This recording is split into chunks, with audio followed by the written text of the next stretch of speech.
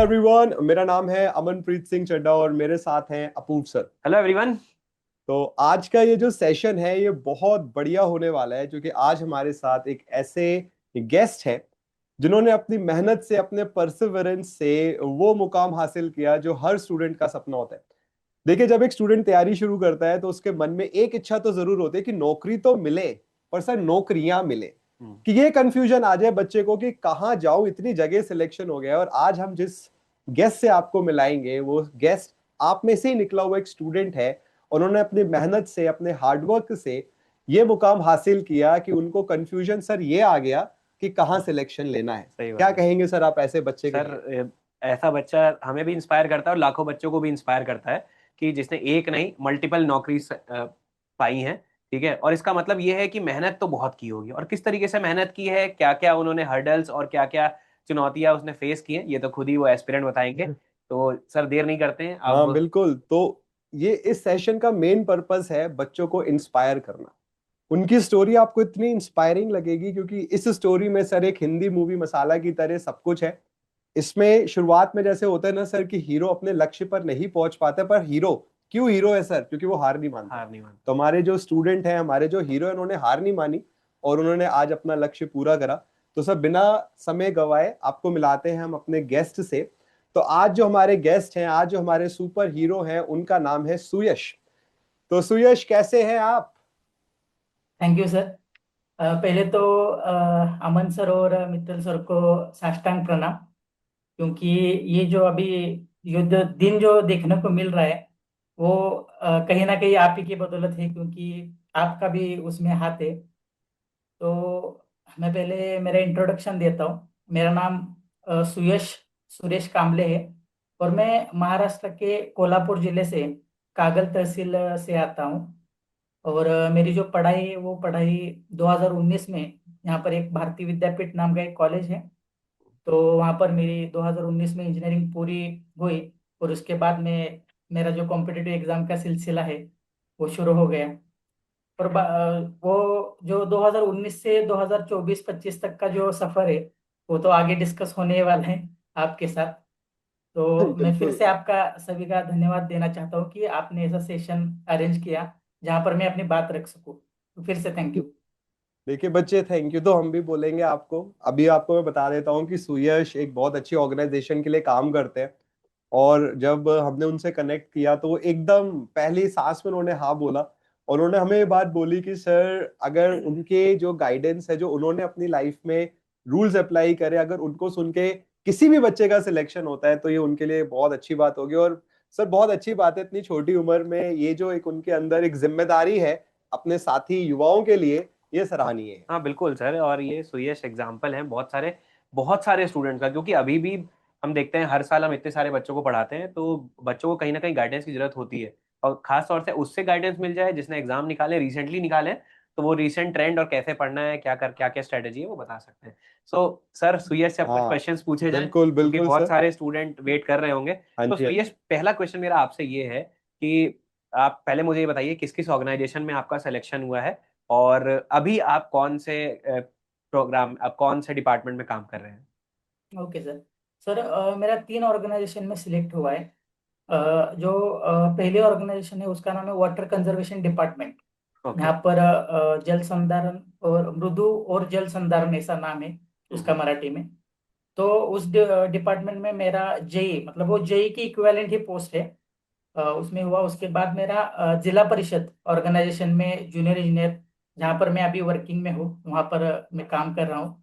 वहाँ पर वो दूसरी एग्जाम। और तीसरी एग्जाम में मेरा सिविल इंजीनियरिंग असिस्टेंट पोस्ट के लिए हुआ था, वो पीडब्ल्यूडी में हुआ था, पब्लिक वर्क्स डिपार्टमेंट, महाराष्ट्र में। ओके। तो ये 3 एग्जाम जो है वो मेरे पास हो गए, मैंने वो निकाल पाया आप सबकी मदद से और मेरी थोड़ी बहुत मेहनत से। उल्टा बोल रहे हो बेटा, हमारी मेहनत कम है, आपकी ज्यादा है। हाँ, नहीं हम तो बस एक मार्गदर्शन देते हैं, असली मेहनत जो किसी भी एस्पिरेंट का जिसका सिलेक्शन होता है वो उसकी खुद की मेहनत होती है। ठीक है तो सर, अगला क्वेश्चन हाँ पूछा हाँ। जाए सर, तो आइए। अच्छा सुयश, मैं अब ये पूछना चाहूंगा कि जब आपने तैयारी शुरू करी अपनी, तो बिल्कुल बेसिक से बताइए किस सब्जेक्ट से स्टार्ट किया, क्या रहा है तैयारी, और इस तैयारी में आपको क्या दिक्कतें आई और आपने उन दिक्कतों को कैसे फिर सॉल्व किया? सर मैं मतलब शुरू से बताना चाहूँगा। जब मेरी पढ़ाई पूरी हो गई 2019 में, तब मुझे लगता था कि मतलब कॉम्पिटिटिव एग्जाम मेरा लक्ष्य नहीं था। मतलब मुझे मालूम ही नहीं था कि कॉम्पिटिटिव एग्जाम भी होते हैं, वहाँ पर गवर्नमेंट जॉब भी होती है सिविल के लिए। क्योंकि क्या था ना कि हमारे यहाँ कोई इंजीनियरिंग बैकग्राउंड से या फिर कोई गवर्नमेंट एग्जाम जॉब में नहीं था। यहाँ का जो एनवायरनमेंट है वो एनवायरनमेंट थोड़ा अलग है। तो गाइडेंस की कमी से मुझे नहीं पता था कि ये सब कॉम्पिटिटिव एग्जाम या फिर गवर्नमेंट जॉब वगैरह होती है। 2019 के बाद हमारे कॉलेज से दो बच्चों का सिलेक्शन हो गया। तो उनका जब बोर्ड वगैरह लगा, उनका जब मतलब बहुत सारी बधाई वगैरह उनको देने लगे ग्रुप पर सभी जगह, तो मुझे पता चला कि हाँ, कि ऐसे भी ऑर्गेनाइजेशन है गवर्नमेंट के जहाँ पर हम काम कर सकते हैं और उनको सेवाएं दे सकते हैं। तो उसके बाद मैंने अपनी पढ़ाई शुरू करी 2019, मुझे लगता है जून जुलाई में मैंने पढ़ाई शुरू करी। जो जैसे मैंने बताया कि गाइडेंस की कमी से मुझे नहीं पता था कि कहाँ से शुरू करें या फिर स्टडी मटेरियल क्या होगा, कैसे पढ़ना है। तो मैं क्या करता था, जब एग्जाम आया ना, तब मैं खुरमी गुप्ता की जो बुक है वो बहुत फेमस थी हमारे यहाँ। जी। तो एग्जाम जब आती थी तो मैं वो लेता था और एमसीक्यू प्रैक्टिस कर देता था। क्योंकि कुछ पता नहीं था कि एग्जाम कैसे पढ़ाई करनी है, थ्योरी वगैरह होती है, वो कंसेप्ट क्लियर करना होते हैं, वो सब कुछ मालूम नहीं था। मुझे ऐसा लगता था कि क्वेश्चन का रट्टा मारो और पास हो जाओ, सब पहले लगता था। तो कई सारे एग्जाम में मुझे निराशा मिली, मेरा हो नहीं पाया। तो उसके बाद मैंने यूट्यूब से ही सीखा कि यूट्यूब से बहुत सारे ऐसा कंटेंट है जहाँ पर थ्योरी पढ़ाई जाती है और थ्योरी से कंसेप्ट क्लियर करा जा सकता है। तो मैंने यूट्यूब से पहले पढ़ाई शुरू करी। उसके बाद मुझे लगता है 2019 में, मुझे डेट भी याद है, 25 नवंबर 2019 को एग्जाम थी BMC, Brihan Mumbai municipal corporation. Mittal sir को पता होगा क्योंकि वो भी उस एग्जाम के लिए पढ़ाते हैं। तो 2019 में मेरा 0.75 मार्क्स से रह गया था एग्जाम, 0.75 मार्क्स। तो उसके बाद मुझे ऐसा लगा कि ठीक है, 0.75 मार्क्स से रह गया। अगली एग्जाम वाटर रिसोर्स डिपार्टमेंट की थी और उसमें भी बहुत सारे वैकेंसी थी। मुझे लगता है लगभग 500 वैकेंसी उसमें थी। तो मैं श्योर शॉट था कि उस एग्जाम में मेरा हो जाएगा, अगर मैं पढ़ाई कंटिन्यू कर सकूंगा तो हो पाएगा उसमें।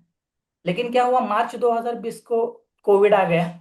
उसके बाद से मतलब सब बंद ही हो गया, मतलब एग्जाम, मतलब सभी सभी सर्विसेज बंद हो गए। तो मेरे 2-3 महीने पढ़ाई चली, उसके बाद मैंने पढ़ाई बंद कर दी। क्योंकि क्या होता है, आगे कुछ मतलब दिखाई नहीं दे रहा तो हम पढ़ाई कैसे कर सकते। तो उसके बाद एग्जाम वगैरह तो बंद हो गया, मेरी पढ़ाई भी बंद हो गई।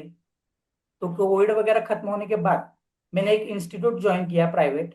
वहां पर मैं बच्चों को जो स्टेट पीसीएस, स्टेट कमीशन जो यहाँ पर एग्जाम कंडक्ट कराता है, जैसे ग्रुप बी होगी या फिर डायरेक्ट रिक्रूटमेंट होगी, तो उनके लिए मैं उनको मैं नॉन टेक पढ़ाता था उस क्लास में। यहाँ का इंस्टीट्यूट था, लोकल का ही। तो उसमें मैंने 1-1.5 साल काम किया। तो मेरा टेक्निकल में थोड़ा सा मतलब मैं बैक रह गया, टेक्निकल की पढ़ाई मेरी नहीं हो पाई उसके बाद। तो मुझे कोविड खत्म होने के बाद जो 2-3 एग्जाम हो गए, जैसे public works department junior engineer की एग्जाम हो गई, वहां पर भी मेरा मुझे लगता है 1.25 मार्क्स से रह गया। क्योंकि उस वक्त मेरे टेक्निकल थोड़ा बहुत वीक चल रहा था, रिवीजन वगैरह नहीं हो पा रहा था। तो मैंने एक काम किया कि मैं इंस्टीट्यूट अभी बंद कर दूंगा, क्योंकि अभी सब क्लियर हो गया था, कोविड वगैरह सब चला गया था, तो एग्जाम तो होने वाली थी। तो मैंने फिर से अपनी पढ़ाई टेक्निकल शुरू करी जीरो से। तो उस वक्त अमन सर से यूट्यूब से कनेक्ट हुआ। उसके बाद उन्होंने भी बहुत सारे ऑर्गेनाइजेशन में पढ़ाया। तो उनसे सीख सीख के आगे आगे आकर मैंने टेक्निकल पूरा कवर किया। क्योंकि 2023-24 में मैंने जीरो से शुरू शुरू किया था टेक्निकल।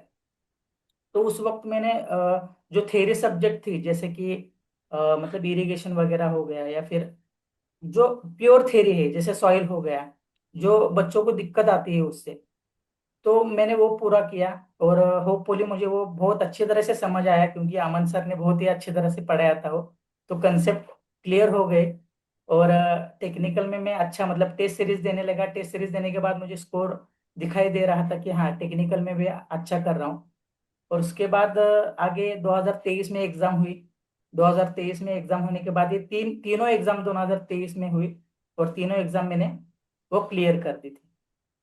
तो ये थोड़ा बहुत सफर था कि थोड़ा चढ़ाव उतार रह गया, लेकिन फाइनली मैं वो अचीव कर पाया, क्योंकि मेरा लक्ष्य निर्धारित था कि कुछ भी हो जाए मैंने मुझे गवर्नमेंट में जाना है।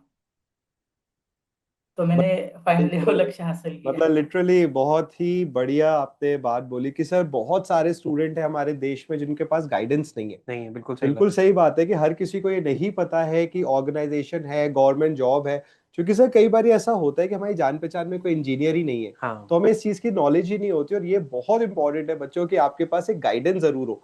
वो गाइडेंस आपको टीचर्स से मिल रही है, बड़े भाई बहन से मिल रही है, अंकल से मिल रही है, किसी से भी मिल रही है। बट ये जरूर ध्यान दें कि कोई ऐसा जरूर इंसान हो जो आपको गाइडेंस दे, जो आपको ये बताए कि भाई ये करना है, ऐसे करना है, क्योंकि करना खुद ही है। बट गाइडेंस होगी तो सफर काफी आसान हो जाता है। तो ये सर आपसे एक क्वेश्चन मैं ये पूछना चाहूंगा कि ये वीडियोस बहुत सारे स्टूडेंट देखेंगे, ठीक है, तो आप उन सभी स्टूडेंट्स को क्या गाइडेंस देना चाहोगे कि भाई शुरुआत कहाँ से करें, क्योंकि शुरुआत ही सबसे पहले इंसान डगमगा जाता है, क्या होगा क्या नहीं होगा। तो उन सबको ये बताओ कि यार शुरुआत कैसे करनी है। हाँ सर, मतलब अगर हमें पढ़ाई शुरू करनी है, अगर सिंसियरली, मैं तो यही कहना चाहूंगा सारे बच्चों को, अगर आप मतलब आपका 100% देना चाहते हो तो ही इस कॉम्पिटिटिव एग्जाम में उतरो।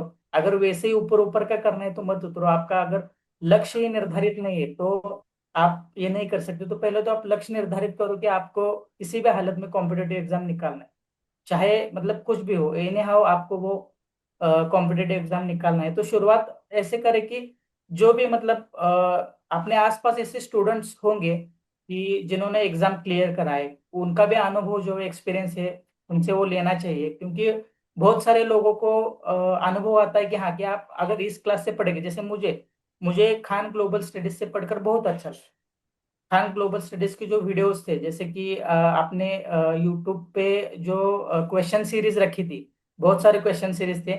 मैंने शायद अमन सर को वो भेजा भी है कि मैंने हाँ जी, हाँ जी। मतलब यूट्यूब का जो रिकैप आया था 2025 का, तो सर को भी भेजा है मैंने कि वो टॉप में केजीएस ही चैनल था उसमें।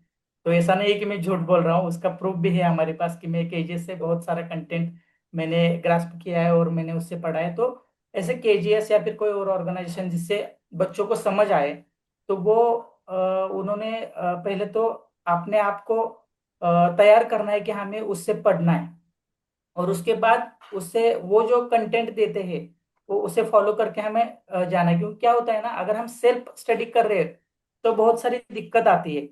अगर हम किसी ऑर्गेनाइजेशन को फॉलो कर रहे हो तो उसका फायदा क्या होता है कि अगर आपको दिक्कत आ रही है तो वो अपने आप सॉल्व हो जाती है। क्योंकि बहुत सारे एक्सपीरियंस टीचर्स रहते हैं कि उनको पता है कि बच्चों का क्या प्रॉब्लम आता है, बच्चों को किस सब्जेक्ट में दिक्कत आती है, या फिर किस सब्जेक्ट के किस पार्ट में दिक्कत ज्यादा आती है, तो वो अच्छी तरह से कवर कर पाएंगे। तो यही मेरा कहना है कि आप केजीएस जैसे ऑर्गेनाइजेशन को आप फॉलो करो। उसका जो बहुत सारे कोर्सेस वगैरह है, क्योंकि क्या है ना कि मुझे लगता है कि ये जो कोर्सेस वगैरह है, मुझे लगता है मैं जेई फाउंडेशन बैच में एनरोल था, तो लगभग 599 कुछ कीमत थी शायद उस बैच की। तो मतलब 599 मतलब वो सस्ता भी नहीं कहा जा सकता, सस्ते से भी कुछ सस्ता हो, उसका शब्द भी शायद नहीं बना होगा। तो इतनी सस्ती बैच उन्होंने रखी थी बच्चों के लिए। और बैच सस्ती थी लेकिन वो जो कंटेंट था ना, वो मतलब वैल्यूएबल था, मतलब बहुत वैल्यूएबल कंटेंट मिला। जैसे उससे थ्योरी कवर हो रही थी, और यूट्यूब के जो क्वेश्चन सेशन थे आपके जैसे अपूर्व सर के जो एनवायरमेंटल इंजीनियरिंग के जो क्वेश्चन सीरीज थी, उससे मुझे बहुत फायदा हुआ। क्योंकि क्या था ना, एनवायरमेंट में मुझे दिक्कत आती थी, लेकिन मैंने क्या किया क्या वो जो क्वेश्चन सीरीज आपको सर की एनवायरनमेंट की थी, उससे मुझे बहुत ही फायदा हो गया। और मैंने अपने फ्रेंड्स को भी बताया कि आपको जब एनवायरनमेंट में प्रॉब्लम हो रही हो तो वो क्वेश्चन सीरीज जरूर फॉलो कीजिए, क्योंकि उससे फायदा जरूर होगा। क्योंकि मुझे भी हुआ था। और मेरे दोस्त का भी फोन आया था उसके बाद जब मैंने उसे सजेशन किया था। वो भी कह रहा था कि भाई अब तुमने बहुत ही अच्छा बताया, क्योंकि एनवायरनमेंट की सारी प्रॉब्लम मेरी खत्म हो गई। तो क्या होगा ना, जब हम शुरू करते हैं ना, तो पेशेंस हमारे बच्चों में होनी चाहिए। क्योंकि क्या है ना कि लैक ऑफ पेशेंस की वजह से बहुत सारे लोग पढ़ाई छोड़ देते हैं, या फिर जो रास्ता हमने निर्धारित किया है वो छोड़ देते हैं, लैक ऑफ पेशेंस। तो पेशेंटली हमें काम करना है। उसके बाद अमन सर एक बात हमेशा बताते थे कि एक उदाहरण बताते थे, मुझे वो याद है कि दो भाई थे, और वो खेलते खेलते गांव के बाहर जाते थे, और कुएं में एक भाई गिर जाता है, जो बड़ा भाई होता है वो, और छोटा भाई बड़े भाई को निकालता है। तो गांव में वापस आने के बाद कोई भी उस पर विश्वास नहीं रखता कि छोटा भाई बड़े भाई को निकाल रहा है। तो वो स्टोरी थी कि अमन सर बता रहे थे कि छोटा भाई इसलिए वो निकाल पाता है उसे, क्योंकि वहां पर ऐसा कोई व्यक्ति नहीं था कि उसे निगेटिव कहे कि हाँ कि तुम ये चीज नहीं कर सकते। तो जो निगेटिव लोग हैं आपके आसपास, उनसे दूर रहिए। जो कहते कि हाँ आपसे नहीं हो पाएगा, या फिर बहुत साल लगेंगे इसमें, या फिर मतलब बहुत सारी नेगेटिविटी वो फैलाते हैं आसपास, उनसे दूर रहिए और कंसिस्टेंटली स्टडी करिए। और अगर सब्जेक्ट की बात करें तो मतलब मेरा तो ऐसा था कि मैं स्ट्रक्चरल सब्जेक्ट बाद में मैंने करा, क्योंकि मुझे थ्योरी सब्जेक्ट, कई बच्चों का ऐसा होता है कि स्ट्रक्चरल उनको ज्यादा पसंद आता है, तो वो भी कर सकते हैं। लेकिन मेरा ऐसा मानना है कि आप थ्योरी कवर कीजिए, उससे कॉन्फिडेंस बिल्ड हो जाएगा, क्योंकि स्ट्रक्चरल सब्जेक्ट तो थोड़े बहुत हार्ड रहते हैं, तो उससे कॉन्फिडेंस आपका मतलब लो हो सकता है। पहले आप थ्योरी कवर कीजिए, टेक्निकल। और मुझे तो लगता है एक प्लान जो खान ग्लोबल स्टडीज के पास है, अगर बच्चों फॉलो कर पाए तो उन्हें कोई दूसरी चीज करने की जरूरत नहीं, मुझे लगता है एग्जाम क्रैक करने के लिए। तो ये सब करना होगा बच्चों को। बट सर एक चीज मैं बोलूंगा, हाँ आप बहुत बढ़िया नैरेटर हो। हाँ, मतलब you are an amazing narrator, इतने मतलब यंग बखूबी एज आपने में। एक्सप्लेन किया है कि दिल को छूते हैं आपके वर्ड। मतलब ये सब वो थैंक यू मतलब सर। जैसे होता है ना, कई बारी बच्चे बोलते हैं तो हम उसमें कुछ ऐड करते हैं कि हाँ इनका मतलब ये बताने की कुछ जरूरत नहीं पड़ रही है। हाँ मुझे लग रहा है स्टूडेंट डायरेक्टली इनके एक एक शब्द को समझ पा रहा है, और मुझे नहीं लगता कि कुछ ऐसा हमें बोलना पड़ेगा कि नहीं इसमें इसका मतलब ये है। नहीं, तो very clear narrative you have, और बहुत अच्छी थैंक बात है। और सर मैं तो बिल्कुल श्योर हूँ कि बच्चे आपके लिए स्काई इज द लिमिट है। अभी तो आपकी सक्सेस जर्नी स्टार्ट हुई है, और मुझे लग रहा है सर कुछ टाइम बाद इनका एक और ऐसे ही सेशन होगा, बिल्कुल बिल्कुल। तब कुछ और कोई बड़ी चीज इन्होंने क्लियर कर ली होगी उस टाइम पर। Thank you sir. Thank you. तो यश एक चीज और मुझे बताइए कि देखो जब सक्सेस मिल जाती है तो हर कोई अपनी सक्सेस स्टोरी तो बताता ही है। आप मुझे ये बताइए क्या हर्डल्स आपको आए आपकी इस पूरी जर्नी में, क्योंकि आपकी जर्नी भी अच्छी खासी लंबी है। ठीक है, आपको आपने अपने आप को कई बार मोटिवेट भी किया होगा। तो सबसे बड़ा हर्डल आपको क्या लगा आपकी इस पूरी जर्नी में? सर क्या होता मतलब, एक दो चीजें हैं इसमें। ये जो 4-5 साल गए, उसमें दो चीजें थी। वहां पर मैं मतलब बहुत डिप्रेस हुआ था, बहुत डिमोटिवेट हुआ था। तो क्या होता है ना कि मैं उस वक्त किसी को बताता नहीं था। अगर एग्जाम भी नहीं निकाल पाया ना, 1 या 2 मार्क्स से रह गए, तो उस वक्त नहीं मतलब बताता था। क्योंकि क्या है ना कि लोगों को अनसक्सेसफुल जो मैन है उनकी स्टोरी सुनना पसंद नहीं, जो सक्सेसफुल है उनकी स्टोरी सुनना पसंद है। तो मैं उस वक्त नहीं बताता बताता था किसी को।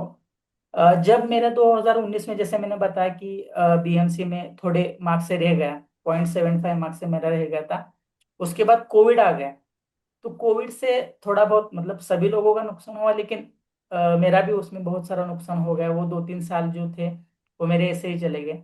उसके बाद 2021 में मेरे फादर की डेथ हो गई। तो उस वक्त भी मुझे बहुत मतलब डिमोटिवेट, या फिर मुझे ऐसा लग रहा था कि मुझे अब सब कुछ छोड़ देना चाहिए, क्योंकि घर में बड़ा बेटा मैं ही था। ओके। तो सब कुछ छोड़कर कुछ बिजनेस वगैरह या फिर प्राइवेट जॉब, या फिर हम सिविल इंजीनियर का एक ही कंस्ट्रक्शन वगैरह साइट वगैरह लेकर गुजारा करेंगे, ऐसा मैंने सोचा। लेकिन मैंने क्या किया, उसमें से एक मार्ग निकाला कि अ, ऐसा कर सकते कि जैसे घर में इनकम भी हो और पढ़ाई से ध्यान भी ना हटे। तो मैंने यहाँ पर एक प्राइवेट इंस्टीट्यूट ज्वाइन किया, 2-3 इंस्टीट्यूट। और उसमें मैं नॉन टेक बच्चों को पढ़ाता था, क्योंकि यहाँ पर सिविल इंजीनियरिंग के क्लास कोई नहीं थी। जैसे कि मैंने आपको बताया कि यहाँ पर अवेयरनेस बहुत ही कम है, यहाँ पर क्लासेस भी बहुत कम है। जैसे यूपी में अगर देखा जाए, फिर दिल्ली में देखा जाए, तो गली गली में क्लास है। लेकिन यहाँ पर बहुत ही कम क्लास है, क्योंकि अवेयरनेस उतनी ज़्यादा नहीं है। तो मैंने इंस्टीट्यूट ज्वाइन किया। इंस्टीट्यूट ज्वाइन करने के बाद घर में पैसे आने लगे, मेरा खर्च, घर वालों को थोड़ा बहुत खर्च वहाँ से होने लगा। और पढ़ाई भी मतलब मेरा नॉन टेक तो उससे कनेक्टेड रहा, मैं नॉन टेक्निकल। तो टेक्निकल में थोड़ी दिक्कत आ गई, वो बाद में मैंने पूरी कर दी। और उसके बाद ये सब होने के बाद फाइनली मैं सिलेक्ट हो पाया। नहीं, बहुत मतलब पहले ही हमें पता था कि इंस्पायरिंग है, बट सर ये जो कुछ और बातें बताई, ये तो बच्चे मतलब बहुत उस टाइम पर जब इतनी बड़ी ट्रेजेडी हो, उस टाइम पर फिर से तैयारी शुरू करना सर ये बहुत मुश्किल होता है। और पहले ही हम बतेरा आप पे प्राउड हैं, बट अब तो इसके बाद तो सर मुझे लगता है कि अब तो रिस्पेक्ट और बढ़ प्राउड, गई है। मतलब वो शब्द नहीं पता मुझे, प्राउड से ऊपर क्या फीलिंग आती होगी। बहुत अच्छी बात है। और आप ना बिल्कुल एक परफेक्ट एग्जाम्पल हो स्टूडेंट्स के लिए, कि देखिए क्या होता है ना, मतलब जब भी हमें ना सर सक्सेस दिखती है, हमें सक्सेस के हाँ, पीछे का पीछे स्ट्रगल नहीं नहीं दिखता है ना। हर इंसान की हमें सक्सेस दिखती है। आज बच्चों को लगेगा कि अरे 3 एग्जाम में इसका सिलेक्शन हो गया, बट आप वो देखो, वो जर्नी देखो कि कोविड आया, उतनी बड़ एक पेरेंट लॉस से सबसे बड़ा लॉस है, उससे बड़ा कुछ नहीं हो सकता है। उस लॉस को भी ओवरकम करना सर, एक जिम्मेदारी वाली फीलिंग, हम्म। कि मैं घर का बड़ा हूं तो मुझे खर्चे को भी देखना है, पढ़ाना भी, और सब पढ़ाने के साथ पढ़ना भी तो है। हम्म। तो मतलब मेरे पास तो अब बच्चे बिल्कुल शब्द ही खत्म हो गया है। मैं तो बिल्कुल बोल रहा हूँ कि I am feeling so proud कि सर सही बात। इतने प्यारे बच्चे के साथ हम कनेक्टेड हैं। एंड आई होप आपके जो शब्द है ना, वो थाउजेंड्स ऑफ स्टूडेंट्स को इंस्पायर करेंगे। कोई भी बच्चा जिसको आज ये लग रहा है कि नहीं यार मैं छोड़ देता हूँ, मुझसे नहीं हो पा रहा है, आप जरूर इनकी बातों को सुनिए।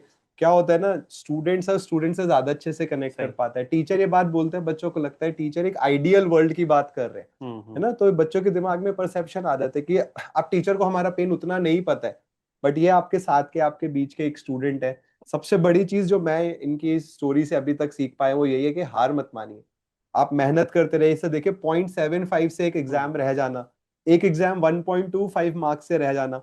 बच्चे आते हैं हमें सर मैसेजेस कि बहुत सर आते हैं। एक इतने नंबर से रह गया, बहुत मेरा दिल टूट गया है।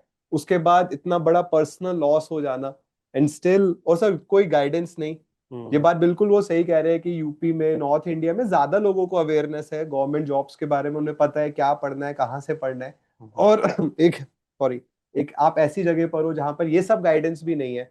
मतलब मैं तो बच्चे बिल्कुल हैट्स ऑफ टू यू। तो thank you I am sir. Just मतलब आई लव यू।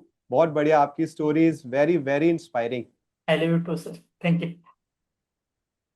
सर अब क्या किया जाए, मतलब मुझे तो आपने, मतलब मैं तो शब्द ही। सर मैं बहुत सारे क्वेश्चन सोच के आया था, मगर सुयश ने जिस तरीके से नरेट की हैं अपनी बातें, हाँ, उसमें बहुत सारे क्वेश्चंस का आंसर मिल ही गया है। मिल ही गया है। अच्छा सुयश, लास्ट क्वेश्चन पूछता हूँ मैं आपसे। ठीक है सर। जो भी बच्चा आप तैयारी शुरू कर रहे हैं, लेट्स से वो आपकी वीडियो देखने के बाद तैयारी शुरू करेगा, तो आप उसको क्या बोलोगे कि भाई ऐसे कर सकते हो, ये कर सकते हो, और ये नहीं करना है। ये भी बहुत जरूरी है बताना कि क्या नहीं करना है। सुयश अपने आंसर में एक चीज और ऐड करिएगा, क्योंकि लास्ट मोमेंट पे ना बच्चे बहुत सारे घबरा जाते हैं जब एग्जाम पास में आता है। उस समय अपने टेम्परामेंट को कैसे सही रखें, कैसे माइंडसेट को सही रखें कि रिवीजन अच्छे से कर पाएं, और एग्जाम की लास्ट मोमेंट की प्रिपरेशन कैसे करनी है वो जरूर बताइएगा। ओके।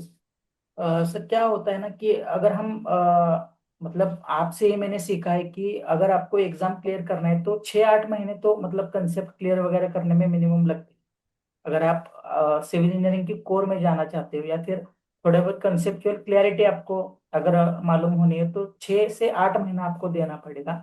और जो बच्चे अभी इस वीडियो के बाद अपनी तैयारी शुरू करें वो अपने आप से ये कह ले कि मुझे 6 से 8 महीने सिर्फ पढ़ाई करनी है। क्योंकि क्या होता है ना कि बहुत सारे बच्चे पढ़ाई करते थे लेकिन उसके बाद बहुत सारे एक्टिविटीज भी करते हैं, जैसे कि किसी दोस्त की शादी हो या फिर किसी का कोई फंक्शन हो या फिर मतलब मैं ऐसा नहीं कह रहा कि आपके दोस्त के फंक्शन की मतलब फंक्शन में मत जाओ दोस्त की या फिर रिश्तेदार के यहाँ मत जाओ, लेकिन आप अपनी प्रायोरिटी सेट करो कि क्या करना है आपको। जब आप अपनी प्रायोरिटी सेट करते हो ना कि तब आपको मतलब सब पॉसिबल हो जाता है। अगर आपकी प्रायोरिटी सेट ना होना तो आपकी प्लानिंग बिगड़ जाती है पढ़ाई की। तो आप प्रायोरिटी सेट कर दो और 6 से 8 महीने में आप सिर्फ पढ़ाई को दे दो।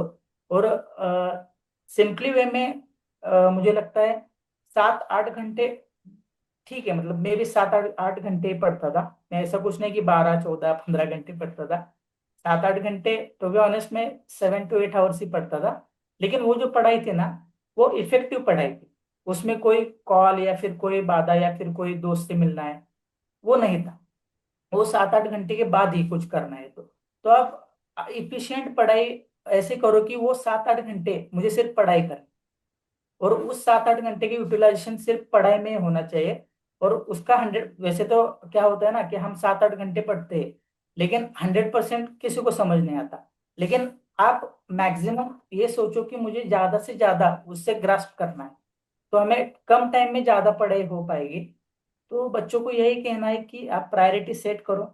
प्रायोरिटी सेट करने के बाद 6-8 महीने एग्जाम को दे दो, जैसे कि हमें पूरा टेक्निकल सब्जेक्ट कवर करना पड़ता है, और ऐसे सब्जेक्ट है जैसे बहुत सारे बच्चों को मुझे लगता है कि सॉइल मैकेनिक्स जियोटेक में बहुत सारी दिक्कत आती है।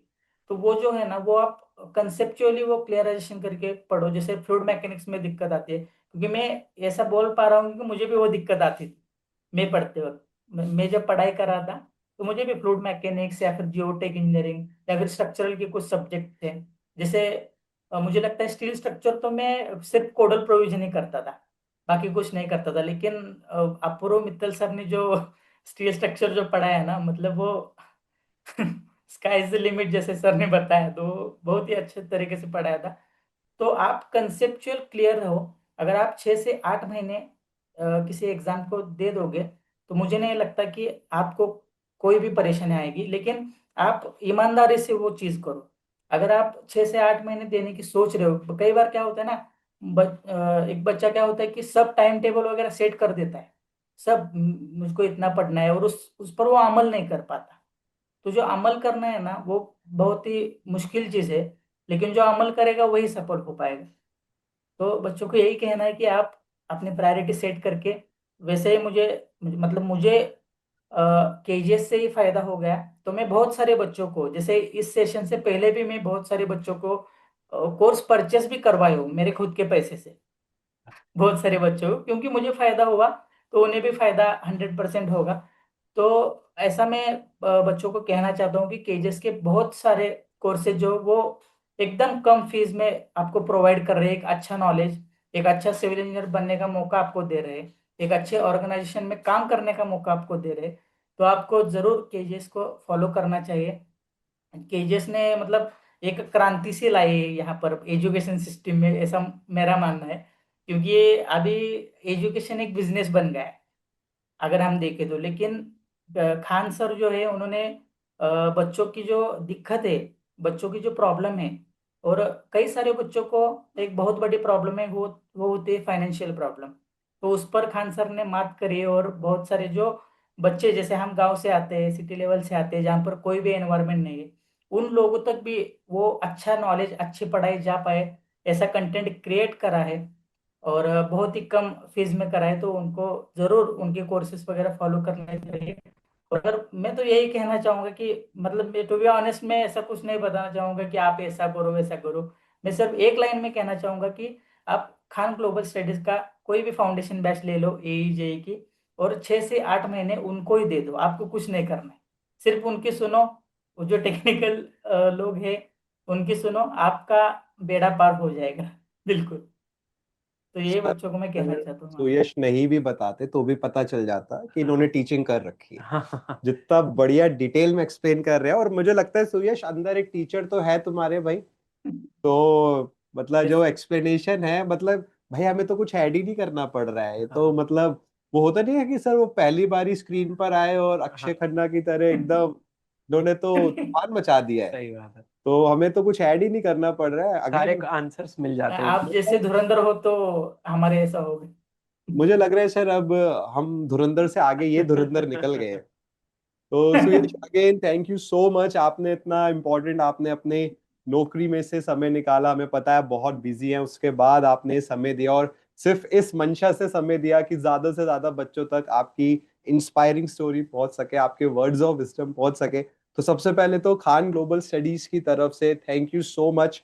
आप हमारे प्लेटफॉर्म पर आए, आपने इतने सारे बच्चों को गाइड किया। और उसके बाद मैं भी as a teacher, I am 100% sure बिल्कुल। अपूर्व सर भी इस चीज को जरूर मानेंगे कि ये खान सर का ही विजन है बिल्कुल। कि एक बहुत ही रीजनेबल प्राइस पर क्वालिटी एजुकेशन पूरे देश में हर बच्चे को मिले। खान ग्लोबल स्टडीज में एक चीज सही का हम बात। जरूर ध्यान देते हैं कि कोई भी बच्चा ऐसा ना हो जो फाइनेंशियल बेसिस पर आगे ना बढ़ पाए। आगे ना। ऐसा कोई नहीं होना चाहिए। आप पढ़ना नहीं चाहते, डिफरेंट थिंग। आप पढ़ना चाहते हैं बट पैसे का अभाव आपको रोक रहा है, वो बिल्कुल नहीं होना चाहिए। और ये सारी सर इंस्पिरेशन खान सर से ही हमको मिलती है। बिल्कुल। तो सर, अगर अब हम बिल्कुल सर, करते हैं बिल्कुल। साइन ऑफ, प्लीज बिल्कुल। अपने जब जोड़िए। बहुत बहुत धन्यवाद थैंक यू सर। सुयश आपका। और बहुत अच्छे वर्ड्स आपने थैंक यू यूज सर। किए हैं, और बहुत मुझे आई एम रियली श्योर कि ये वीडियो जब बच्चे देखेंगे तो वो भी बहुत इंस्पायर होंगे। और वो बच्चे खास तौर से जो बिल्कुल मन में ना बैठे हैं कि नहीं अब हमसे नहीं होगा, वो जरूर इंस्पायर होंगे, इतना तो मैं श्योर हूँ। और आपसे इंस्पिरेशन लेके वो भी अब निरंतर प्रयास करेंगे। बहुत बहुत धन्यवाद सुयश हमारे साथ जुड़ने के लिए। जरूर सर, मैं भी आपका शुक्रिया अदा करना चाहता हूँ कि आपने ऐसा सेशन अरेंज किया, और आप सभी को और खान ग्लोबल स्टडीज को टीम को मैं आभार और शुक्रगुजार हूँ कि आपने ऐसा सेशन अरेंज किया जिससे बच्चों को फायदा हो। और आप सभी को शुभकामनाएं आगे के लिए, और बहुत सारे ऐसे बच्चे होंगे आगे जाकर जो ऐसा सेशन कर पाएंगे, तो ऐसे मेरी इच्छा है। तो thank you for this session. Okay. Thank you Suyash, God bless you. Bye bye Suyash. नहीं, एक second. Thank you, bye bye.